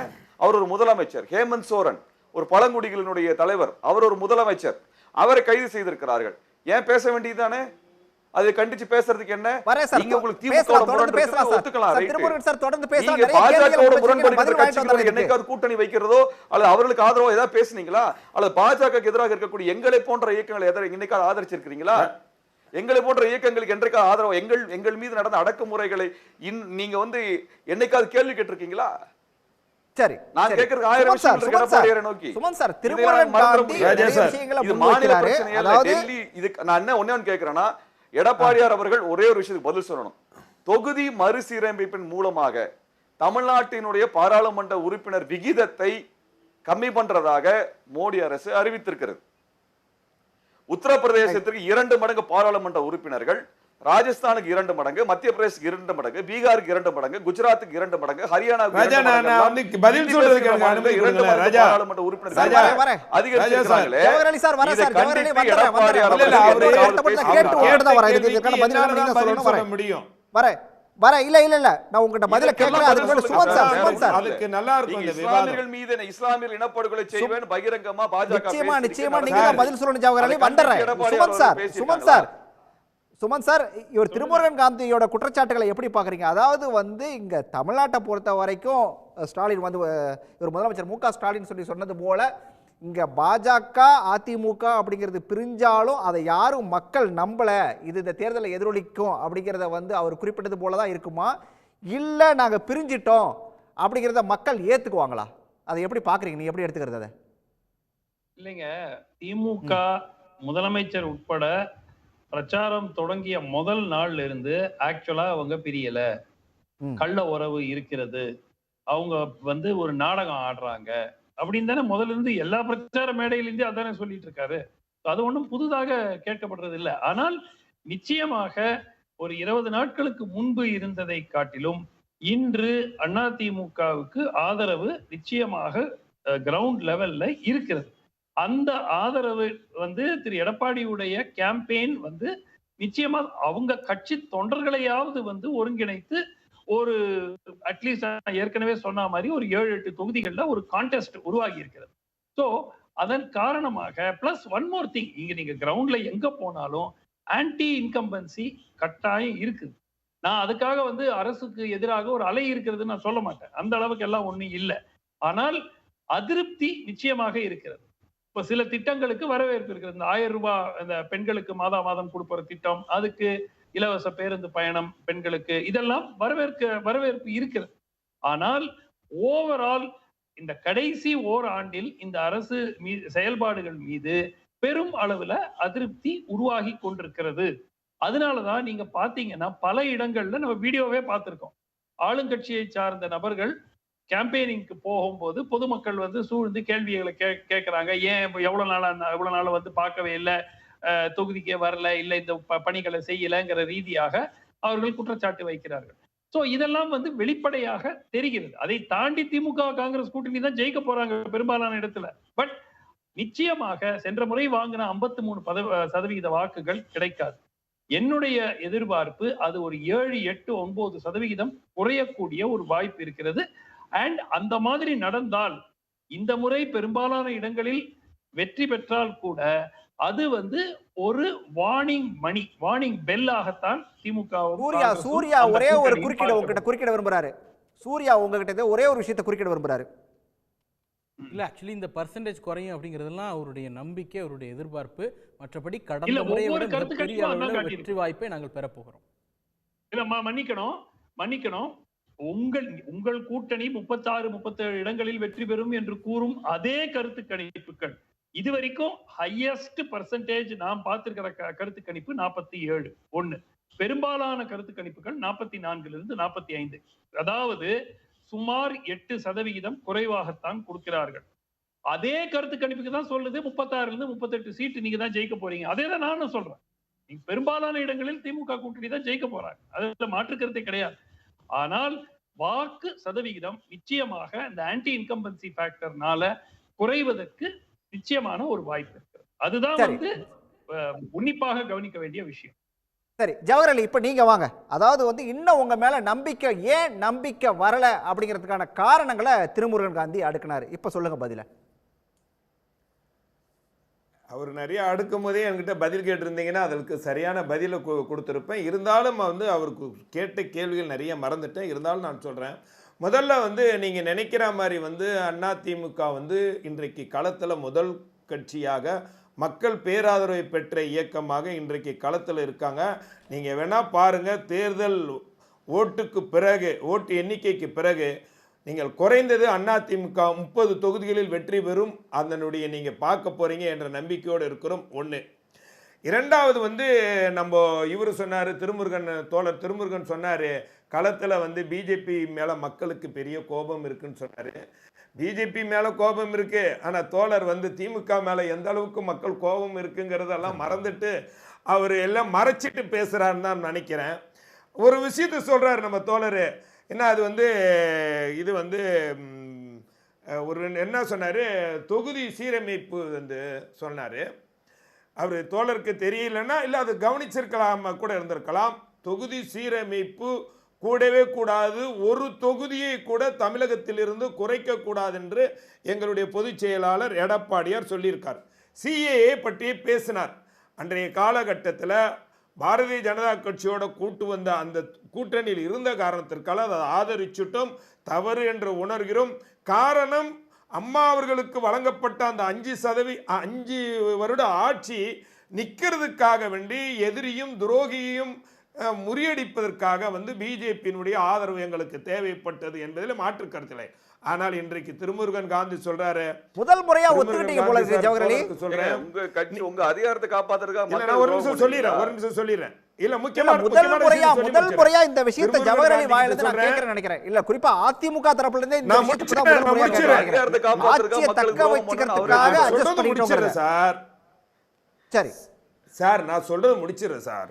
அதாவது வந்து சிறை கைதிகளை விடுதலை செய்வோம்னு வாக்குறுதி கொடுத்தாங்க. ஆனா சிறை கைதிகளை விடுதலை செய்யாத போது அந்த சிறை கைதியில் இருக்கக்கூடிய அவர்களுடைய மனைவிகள், தாய், பெண்களா சேர்ந்து ஒரு போராட்டத்தை கோயம்புத்தூர்ல நடத்தினாங்க. இப்போ ஒரு 2 வருஷத்துக்கு முன்னாடி அவர்களை எல்லாம் இந்த திமுக அரசாங்கம் அடித்து வேலை ஏத்தி சிறைச்சாலையில 1 வாரம் போட்டிருந்தாங்க. அது திருமுருகன் சார்.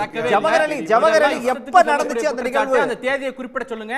ஏதாவது வழக்கு பதிவு செய்யப்பட்டிருந்தா அந்த வழக்கினுடைய தகவலை குறிப்பிட சொல்லுங்க. ஏங்க அப்புறம் நான் இப்ப அவர் கேட்ட கேள்விக்கான்னு சொல்றேன், இது 100% உண்மை. அவர் திருமுருகன் காந்தி வேணா இல்லன்னு வேணா சொல்லுங்க.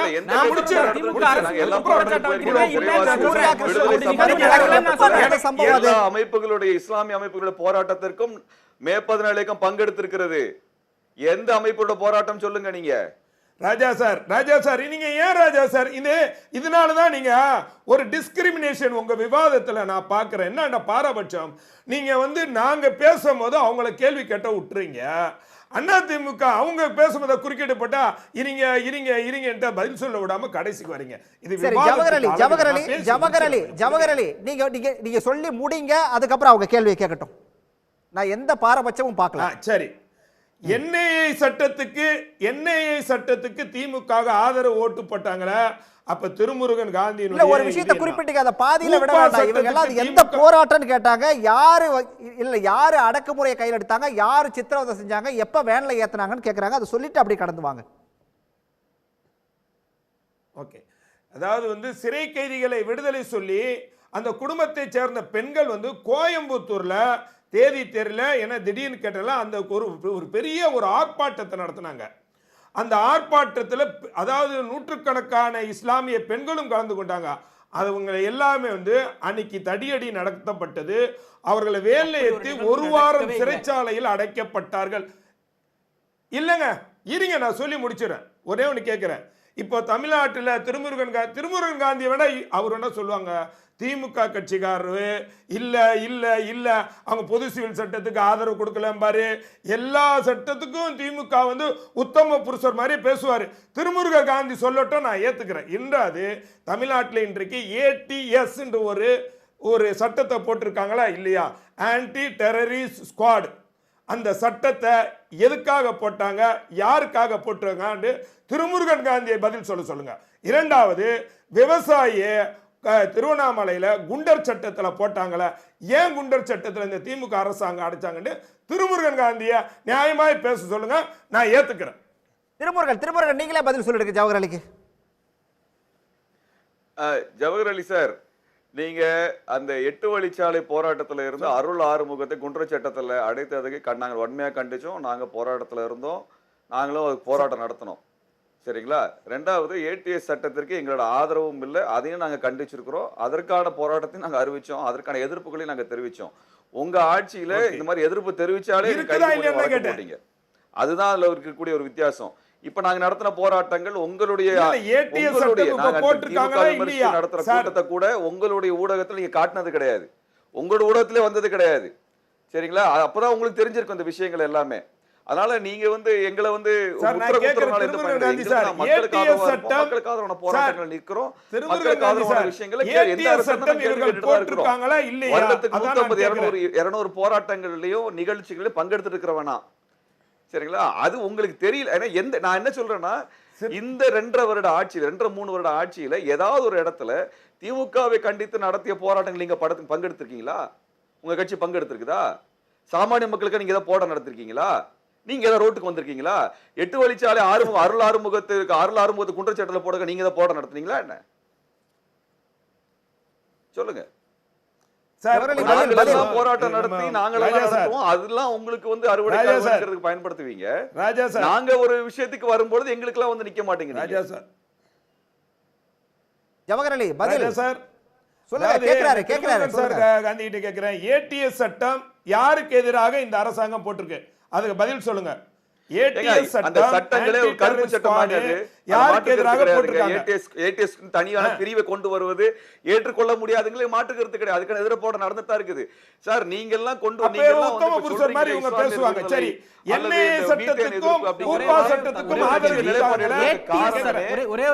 நடத்தின போராட்டம் தான்.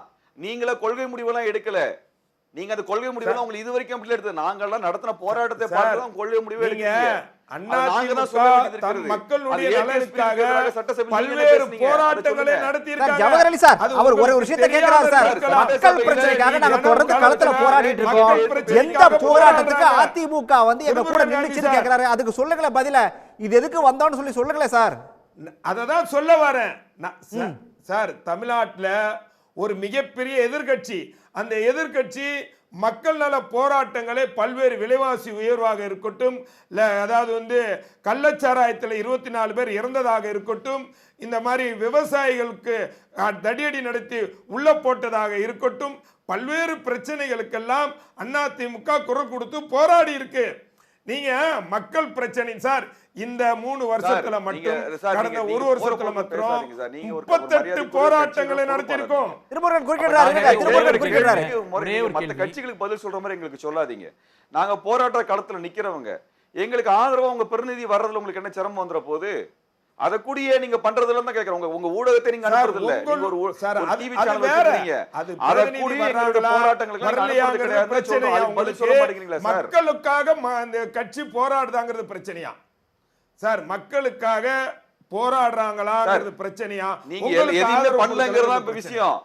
நீங்க எதுவுமே பண்ணல, நீங்க களத்துக்கே வரல அப்படிங்கறது தான் ஒரு குற்றச்சாட்டு முன்வைக்கிறாரு. சரி, நான் ஒரு சின்ன பிரேக் எடுத்துக்கிறேன். வேகமாக இந்த அரசுக்கு எதிராக மக்களுக்கு ஆதரவாக போராடிக்கிட்டு வரோம் சார். தென் சென்னை தொகுதியோட அதிமுக வேட்பாளர் ஜெயவர்தன் நம்ம கூட இணைஞ்சிருக்காரு. ஜெயவர்தன் சார் வணக்கம். இது ஒரு பரபரப்பான நேரம், நீங்களும் பரபரப்பாக ஓடிட்டு இருப்பீங்க பிரச்சாரத்தில். எங்கள் கூட இணைந்தமைக்கு நன்றி. களத்தை பொறுத்த வரைக்கும், தென் சென்னையை பொறுத்த வரைக்கும் மிக முக்கியமான ஒரு தொகுதியாக பார்க்கப்படுது. சிட்டிங் எம்பி தமிழச்சி தங்கபாண்டியன் அவங்க ஒரு பக்கம், இன்னொரு பக்கம் கவர்னராக இருந்த தமிழிசை சவுந்தரராஜன் அவங்க ஒரு பக்கம். நீங்களும் வந்து கடந்த முறை தேர்தலில் போட்டியிட்டவர். எப்படி இருக்கு சார் களம்? இந்த தொகுதியை பொறுத்த வரைக்கும் அதிமுக எந்த இடத்துல இருக்கு?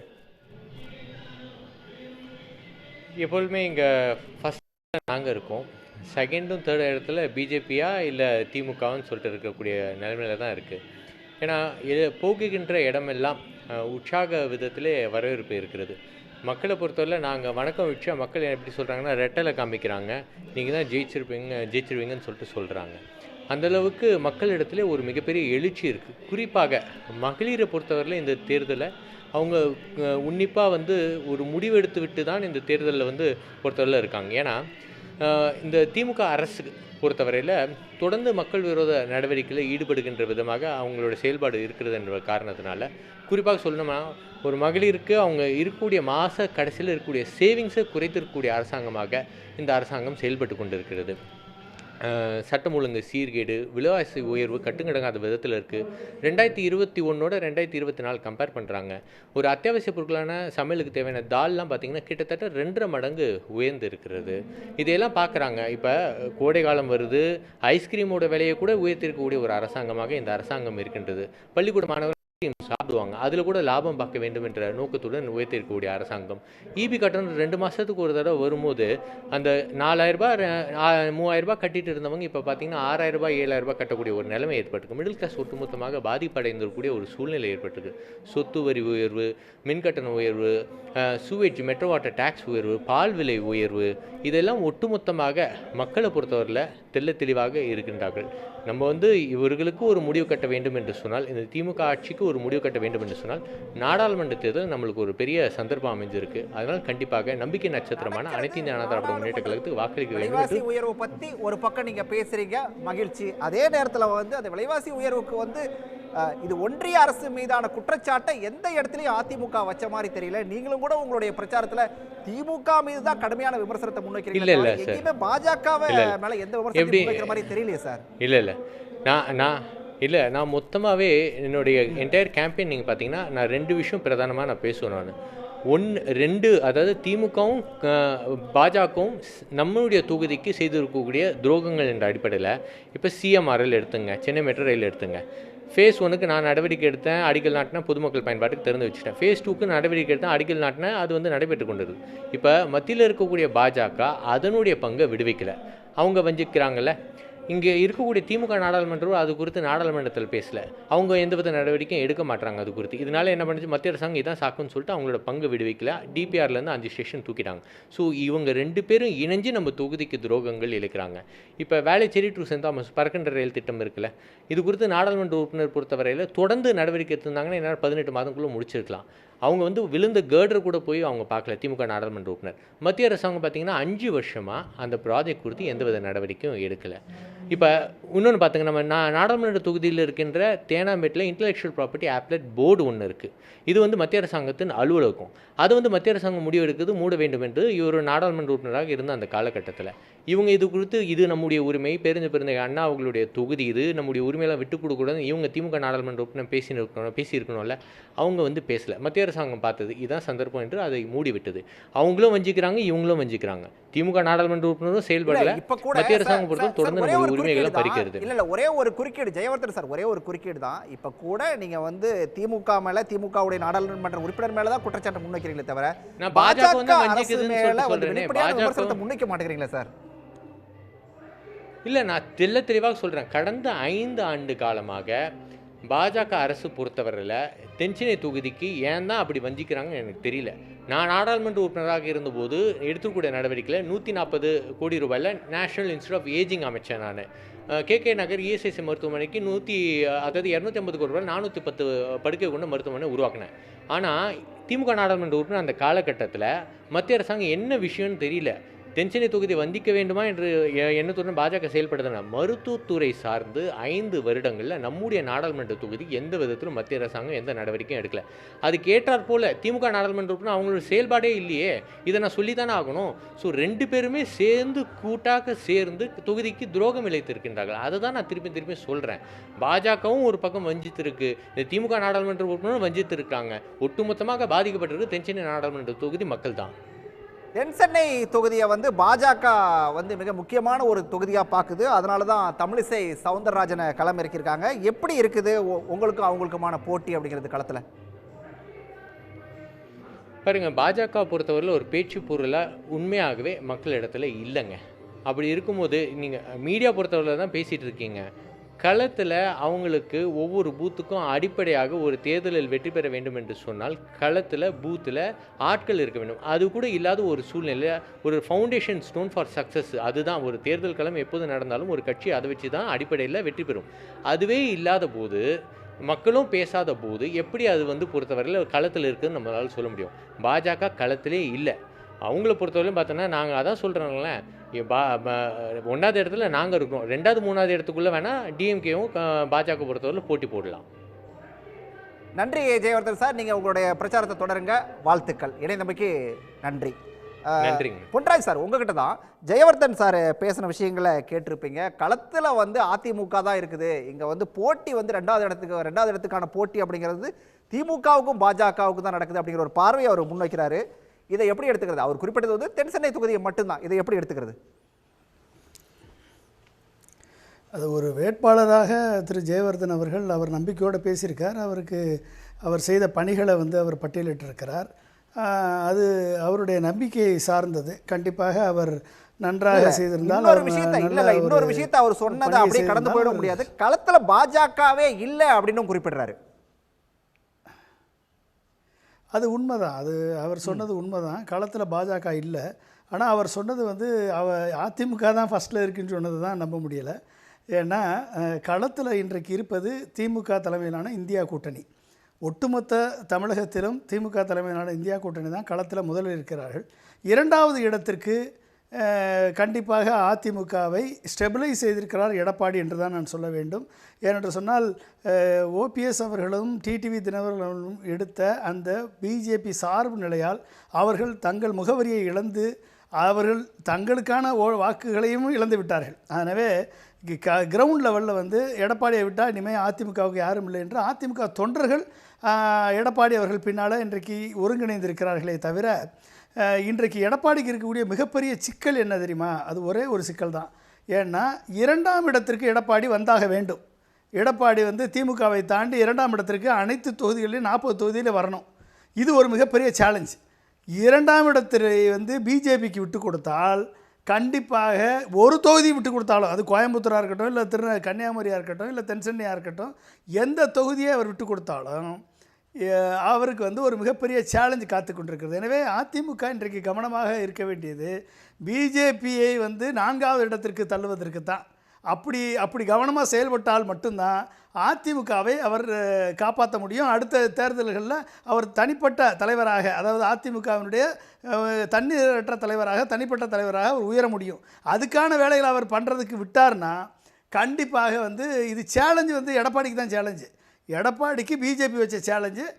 எடப்பாடியை கீழே தள்ளிட்டு பிஜேபி இரண்டாம் இடத்திற்கு வருவதற்கு அனைத்து முயற்சியும் பண்ணுது.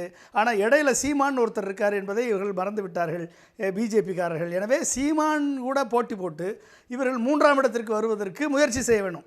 அவரை பொறுத்த வரைக்கும், சீமானை பொறுத்த வரைக்கும் தெளிவாக தயங்காமல் அவர் போயிட்டுருக்கார்.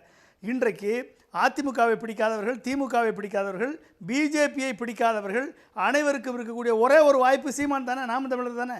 அப்போ அந்த வாய்ப்பு வரும் பொழுது இந்த 4வது இடத்துலேருந்து 3வது இடத்திற்கு வருமா பிஜேபி என்பதுதான் இன்றைக்கி மிகப்பெரிய கேள்வி. அதுதான் இன்றைக்கி இருக்கக்கூடிய சேலஞ்சை ஒழிய இவர்கள் சொல்கிறது மாதிரி கிரவுண்ட் லெவலில் பிஜேபிக்கு படம் காமிக்கிறார்களே தவிர அவர்கள் வந்து யூடியூப்லேயும் இதுலேயும் தான் காமிக்கிறார்களே. கிரவுண்ட் லெவலில் எல்லா தொகுதிகள்லையுமே நான் பார்த்துருக்கேன். எல்லா தொகுதிகள்லையுமே வந்து கிரவுண்ட் லெவலில் வேலை பார்ப்பதற்கு ஆட்கள் இல்லை. கிரவுண்ட் லெவலில் பூத் லெவலில் ஆட்கள் இல்லை. வந்து கூடியவர்கள், ஒட்டியவர்கள் அனைவருமே அதிகாரத்திற்காக, பணத்திற்காக, ப்ராஜெக்டிற்காக மற்றும் தங்களை காப்பாற்றிக் கொள்வதற்காக வந்தவர்கள் தான் பிஜேபியில் சேர்ந்தவர்களை ஒழிய ஒரு சித்தாந்த நோக்கோடு, ஒரு சித்தாந்த எண்ணங்களோடு சேரவில்லை. ஒருவேளை அதிமுக அப்படியே 3ஆவது இடத்துக்கு வந்தால் கூட அது ஏடிஎம்கே ஓட்டை பிடிச்சி தான். ஏடிஎம்கேல இருக்கக்கூடிய சாஃப்ட் சங்கிகள் ஓட்டை வந்து ஒரு ஷிஃப்ட் ஆகிருக்கு பிஜேபி பக்கம். அதன் மூலமாக அவர்கள் 2ஆம் இடத்திற்கு வந்தால் தான். இதை வந்து எடப்பாடி கொஞ்சம் கவனத்தில் கொள்ளணும். கண்டிப்பாக எடப்பாடி அவர்கள் 2ஆம் இடத்தை தக்க வைத்துக் கொள்வதற்கு மிகப்பெரிய போராட்டத்தை முன்னெடுக்கணும். அவர் வந்து 1ஆம் இடத்திற்கு வருவதற்கு ஏகப்பட்ட காரணங்களை திருமுருகன் காந்தி அடுக்கினார். அதுக்கு எதுக்குமே வந்து பதில் சொல்ல முடியாது எடப்பாடியால். ஆனால் கண்டிப்பாக வந்து ஒன்றை மட்டும் நான் அதுக்கு என்ன பார்க்குறேன் அப்படின்னா, எப்படி காங்கிரஸ் வந்து முந்தி காலத்தில் வந்து எப்படி பிஜேபி மைண்ட் செட்டோ காங்கிரஸ் மைண்ட் செட் அப்படி தான் இருக்கும். ஆனால் இந்த காலகட்டத்தில் ராகுல் காந்தியுடைய பார்வை மாறி இருக்கிறது. ராகுல் காந்தியுடைய பார்வை வந்து மாநில சுயாட்சிக்கு ஆதரவாக, சமூக நீதிக்கு ஆதரவாக மாறி இருக்கு என்று சொன்னால் அதற்கு முக்கிய காரணம் திமுக தான், திமுக தலைவர் தான். திமுகவுடைய தேர்தல் அறிக்கையை அவர்கள் உள்வாங்கி இருக்கிறார்கள். அது வந்து ஒட்டுமொத்த இந்தியாவிற்கும் அது பலன் பெறக்கூடிய ஒரு அறிக்கையாக, நியாயப்பத்திரமாக காங்கிரஸ் உருவாக்கி இருப்பது உண்மையிலேயே ஒரு மிகப்பெரியது. ஏன் அப்படி சொல்கிறேன்னா, இன்றைக்கு மோடி அவர்களே அதை பயந்து போய் இது முஸ்லீம் அறிக்கை மாதிரி இருக்கு என்று சொல்கிறார் என்று சொன்னால் அப்போ எந்த அளவிற்கு பிஜேபி காங்கிரஸுடைய அறிக்கையை பார்த்து பயந்திருக்கிறார்கள். இந்த அறிக்கை ஒரு மிகப்பெரிய ஒரு மாற்றத்தை கிரவுண்ட் லெவலில் ஏற்படுத்தும். கண்டிப்பாக காங்கிரஸ் சொன்ன அனைத்து வாக்குறுதிகளையும் நிறைவேற்ற முடியும். ஆனால் பொருளாதாரத்தை 4 மடங்காக உயர்த்துவதற்கு என்ன திட்டம் இருக்கிறது என்பதை காங்கிரஸ் தேர்தல் அறிக்கை சொல்லவில்லை என்ற ஒரு குறை இருக்கிறது. ரைட். திருமுருகன் காந்தி சார், திருமுருகன் காந்தி குறுக்கிட்டீங்க, சுருக்கமா உங்களோட பார்வையை, நீங்களும் பிரச்சாரத்துக்கு கிளம்பக்கூடிய பரபரப்பில் இருக்கீங்க. களத்துல வந்து பாஜகவை எங்கேயும் பார்க்க முடியல. அவங்க தென் சென்னையில தமிழிசை அவர்களோட தமிழிசை இருக்கிறாங்க. என்ன கேள்வினா, புதுச்சேரியில பாண்டிச்சேரியில ஆளுநராக இருந்தவங்க, ஆளுநர் அதிகாரம் தான் அங்கே அதிகம். ஆளுநராக இருந்து புதுச்சேரியில் நல்லது பண்ணியிருந்தாங்கன்னா அவங்க புதுச்சேரியிலே வேட்பாளர் நின்றுருப்பாங்க அவங்க.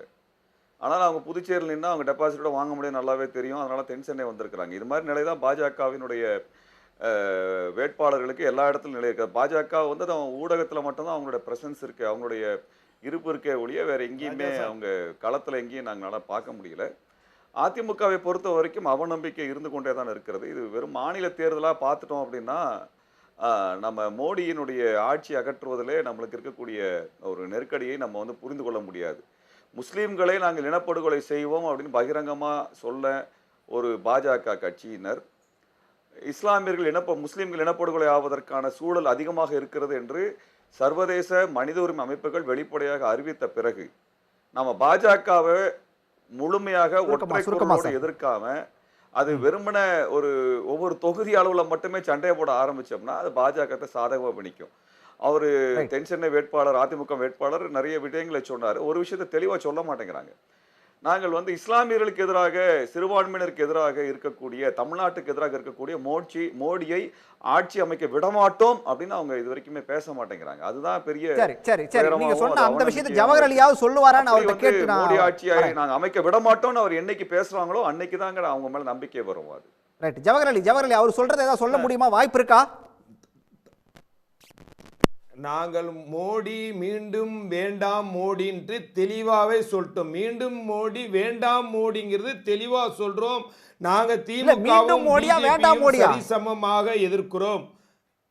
மீண்டும் மோடி இனி எப்போதும் வேண்டாம் மோடி எங்களுடைய ஒரே ஒரு நிமிஷம். அப்போ நான் சொல்றாரு, இந்திய ஒரு நிமிஷம் நான் இதே கிட்ட இருக்கிறேன். இந்த காங்கிரசுடைய தேர்தல் அறிக்கை, அந்த காங்கிரசுடைய தேர்தல் அறிக்கையில 370 பத்தி ஏதாவது சொல்லியிருக்காங்களா? இருங்க, 370 பத்தி ஏதாவது தேர்தல் அறிக்கைக்குள்ள போனா நேரம் இல்ல பத்தி ஏதாவது சொல்லியிருக்காங்களா? என்பிஆர் பத்தி ஏதாவது சொல்லியிருக்காங்களா? தனியா பேசிக்கலாம். இப்ப தேர்தல் அறிக்கைக்குள்ள போனா நேரம் இல்ல, நேரம் ரொம்ப போயிட்டு இருக்கு. காங்கிரசுடைய தேர்தல் அறிக்கையில இதை இருங்க சார், இருங்க, காங்கிரசுடைய தேர்தல் அறிக்கையை பத்தி நம்ம திருமுருகன் காந்தியை சொல்லுங்க. சிஏ பத்தி சொல்லல, 370 கேஸ் பத்தி சொல்லல. NPR நம்ம தனியா ஒரு தனியா தேர்தல் அறிக்கையை பத்தி தனியா பேசுவோம். இப்ப நேரம் இல்ல, அதற்கான நேரம் இல்ல. நாங்க என்ன சொல்றோம்னா, கேக்குறது என்னன்னா, இந்தியாவுல காங்கிரஸ் கூட்டணிக்கு மாற்றாக வேற கூட்டணி உருவாக்குறீங்கன்னு கேக்குறேன். பிஜேபியோட கூட்டணி இல்லன்னு சொன்னது கேக்குறது காங்கிரஸுக்கு மாற்றாக வேற கூட்டணி உருவாக்குறீங்கன்னு கேக்குறேன். ஒரு பிட்ட ஒன்னு போட்டுக்கிட்டே இருக்காரு. சரி வர சூர்யா அதிமுக தரப்போட குற்றச்சாட்டு அப்படிங்கிறது வந்து திமுக எம்பிக்கள் இந்த 5 வருஷத்துல என்ன செஞ்சாங்க, எதுவுமே செய்யலங்கிற குற்றச்சாட்டு தான் திரும்ப வைக்கிறாங்க. என்ன பதில்? பல குற்றச்சாட்டு அவங்களுடைய எம்பி கேண்டிடேட்டும் சரி, ஸ்போக்ஸ் பர்சனும் சரி, 2 பேரும் மிகப்பெரிய குற்றச்சாட்டுகள் வச்சிருக்காங்க. அதுக்கு முன்னாடி எம்பி கேண்டிடேட் சொல்லிட்டு போனாங்க, விலைவாசி ஏகப்பக்கமா உயர்ந்திருக்கு, அப்புறம் வந்து சட்ட ஒழுங்கு ஐஸ்கிரீம் விலை ஏறிடுச்சு, ஐஸ்கிரீம் விலை கூட ஏறிடுச்சு அப்படின்னாரு. விலைவாசி உயர்வை பொறுத்த வரைக்கும் எடப்பாடி அவர்களுடைய ஆட்சி காலத்துல இந்தியா முழுக்க விலைவாசி உயர்வு 6.16% இருந்தப்போ தமிழ்நாட்டில் 7.6% இருந்துச்சு, 1.5% கூட இருந்துச்சு. இன்னைக்கு இந்தியா முழுக்க விலைவாசி உயர்வு 6.6% இருக்கும் பொழுது தமிழ்நாட்டில் 5.9% கட்டுப்படுத்தியிருக்கோம். எடப்பாடி பழனிசாமி ஆட்சி காலத்தை விட நாங்கள் விலைவாசி உயர்வை கட்டுக்குள் வைத்திருக்கிறோம். இது ஒண்ணு. அடுத்தது சட்டம் ஒழுங்கு சரியில்லைன்னாரு. எடப்பாடி பழனிசாமி அவருடைய ஆட்சி காலத்துல 2020-21 14 லட்சம் வழக்குகள், 14 லட்சம் குற்ற வழக்குகள் பதிவான தமிழ்நாட்டில் இன்னைக்கு வெறும் 4.73 லட்சம் குற்ற வழக்குகள் தான் பதிவாகுது. 78% குற்றங்கள் குறைந்திருக்கிறது அப்படிங்கிறது தேசிய குற்ற ஆவண காப்பகத்தினுடைய டேட்டா. அவங்க காலத்தை விட பல மடங்கு நாங்க பெட்டரா பெர்ஃபார்ம் பண்ணிட்டு இருக்கோம். இது 2. 3வது, சிஎம்ஆர்எலுக்கு நிதி ஒதுக்கல, அப்புறம் வந்து வேளச்சேரி கிரிடருக்கு நிதி ஒதுக்கல, அங்க தேனாம்பேட்டை சென்டரை மாத்திட்டாங்க எல்லாம் சொன்னாரு. இதை செய்தது வெறும் பாஜக மட்டும் கிடையாது. போன டிசம்பர் மாதம் வரைக்கும் கூட்டணியில் இருந்த அதிமுகவும் சேர்ந்துதான் அது எல்லாத்தையும் செஞ்சாங்க அப்படிங்கிறதையும் நம்ம சேர்த்து பார்க்கணும். இதெல்லாம் எம்பி அவர்களுடைய குற்றச்சாட்டு. அப்புறம் எங்க அண்ணன் ஜவஹர் அலி நீண்ட குற்றச்சாட்டு வாசிச்சார். முதலமைச்சருக்கு பதட்டம் அப்படின்னார். முதலமைச்சருக்கு எந்த விதமான பதட்டமும் கிடையாது. உண்மையிலேயே பதட்டம் எடப்பாடி பழனிசாமி அவர்களுக்கு தான் 2வது இடத்தை தக்க வச்சுக்கணும் அப்படிங்கிறதுக்காக. ஏன் அப்படின்னா அந்த பதட்டத்தினுடைய விளைவு தான் நேத்து என்ன பேசியிருக்காரு தெரியுமா? முதலமைச்சருக்கு ராசி இல்ல, அவர் எந்த கூட்டணியில சேர்ந்தாலும் அந்த கூட்டணி வந்து ஏழ்ற அப்படின்லாம் பேசியிருக்கிறார். இந்த மாதிரி முதலமைச்சருக்கு கட்டம் பார்த்த ஒரு அரசியல் அநாகரிகத்தினுடைய நிலைமை இன்னைக்கு என்னங்கிறது ஊருக்கு தெரியும். இது ஒண்ணு. ரெண்டாவது, அமாவாசைன்னு முதலமைச்சர் வந்து எடப்பாடி பழனிசாமி அவர்கள் பார்த்து பேசுறாங்க, இது நியாயமா அப்படின்னு கேட்டாரு. அமாவாசை நாங்க சொல்லலங்க, இன்னும் 27 அமாவாசை தான் இந்த ஆட்சி வீட்டுக்கு போயிட்டு நாங்க ஆட்சிக்கு வருவோம்னு சொன்னது எடப்பாடி பழனிசாமி அவர்கள் தான். அதனால அதை ஞாபகப்படுத்துறோம். இன்னொன்னு, நாகரிகம் பத்தி அண்ணன் ஜவஹர் அலி அவர்கள் பேசினாங்க. ஈரோடு கிழக்கு இடைத்தேர்தலில் இவர்களுடைய பிரச்சாரத்துக்கு கூட்டம் வரலங்கிறப்ப எடப்பாடி பழனிசாமி என்ன தெரியுமா பேசினார்? நீ சரியான ஆம்பளையா இருந்தா, மீச வச்ச ஆம்பளையா இருந்தா, வேட்டி கட்டின ஆம்பளையா இருந்தா, வெக்கமான இருந்தா எல்லாரையும் வெளில விட்டு வாக்காளர்களை சந்திக்கணும் அப்படின்னார். மக்கள் எங்க கூட்டத்தில் வந்து உட்கார்றாங்க அப்படிங்கிறதுக்காக வேட்டி கட்டிருக்கியா மீச வச்சிருக்கியான்லாம் கேட்டவர் நாகரிகத்தை பத்தி பேசலாமா? கடைசியா 2 தகவல். ஒன்னு, நாடாளுமன்ற உறுப்பினர்கள் என்ன பண்ணாங்கன்னு கேட்டாங்க. எங்களுடைய நாடாளுமன்ற உறுப்பினர்கள் அமித்ஷாவை நேருக்கு நேர் பார்த்து சாத்தான் வேதம் ஓதுகிறதுன்னு பேசினாங்க. இவங்க நாடாளுமன்ற உறுப்பினர் என்ன பேசினாரு? காஷ்மீர் பியூட்டிஃபுல் காஷ்மீர்னு பாட்டு பாடினாரு. உச்சமா சார் இங்க என்ன சொல்றாரு? போதைப் பொருள் விஷயத்தை சொன்னார்ல, போதைப் பொருள் விவகாரத்தில் ஒருவர் சிக்கிறாருன்னு வழக்கு பதிவு பண்றதுக்கு முன்னாடியே, அதாவது டிவியில் அந்த மாதிரி ஒரு விஷயம் பிளாஷ் ஆன அடுத்த நிமிஷமே அவரை கட்சியை விட்டு நீக்கணும். ஒரு மாவட்டத்தில் ஒரு துணை அமைப்பாளர் இருந்த அணியினுடைய துணை அமைப்பாளர் குட்கா பாஸ்கர், விஜயபாஸ்கர் அவர்கள் இந்த நிமிஷம் வரைக்கும் அந்த கட்சியில் இருக்கிறார். நீக்க முடியுமா? எடப்பாடி பழனிசாமி நீக்க முடியுமா? நன்றி. விவாதத்தில் பங்கேற்ற அனைவருக்கும் நன்றி. மீண்டும் ஒரு சந்திக்கலாம் நேயர்களே. நன்றி, வணக்கம். உடனுக்குடன் செய்திகளை தெரிந்து கொள்ள சன் நியூஸ் பெல் ஐகானை கிளிக் பண்ணுங்க.